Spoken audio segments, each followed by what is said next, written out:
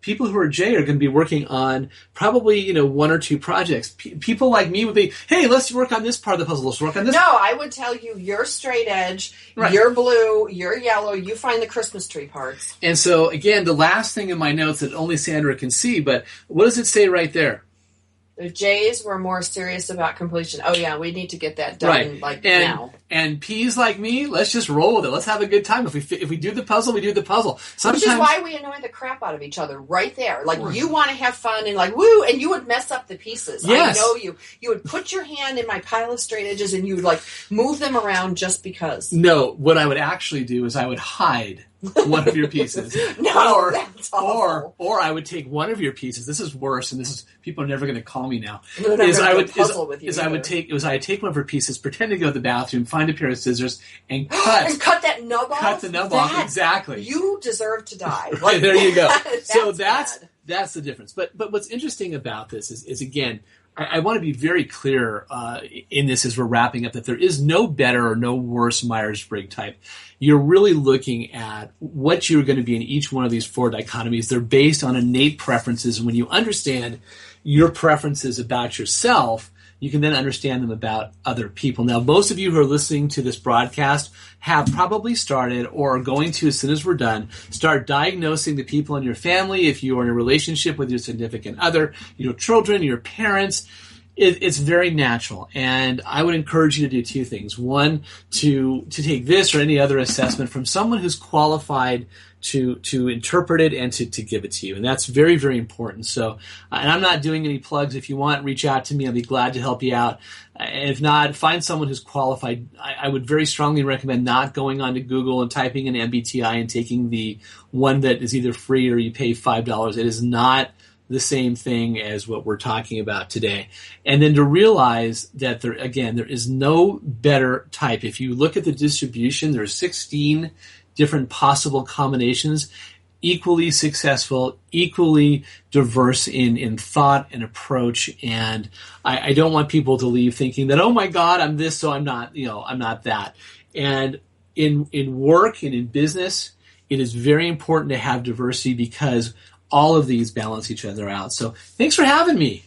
I'm so glad I had you. I'm never going to do a puzzle with you because you would go in and cut off that nub. You would kill me. Yes, but I'm really glad that you came on the show today because you really helped me understand a lot of the different personalities out there. And even though I'm still going to believe that people like me for what I can do and people like you for who you are, because that to me is the definition of introvert versus extrovert, we can come back on another episode and have me take this test and review the results and have a good old laugh. This is Sandra Beck for Coach Talk Radio. If you love today's show, you can find more of them at CoachTalkRadioshow.com, TogiNet, TogiNet.com, or you can go to iTunes for iTunes for Coach Talk Radio and find this and other episodes like it. We'll talk to you again next week.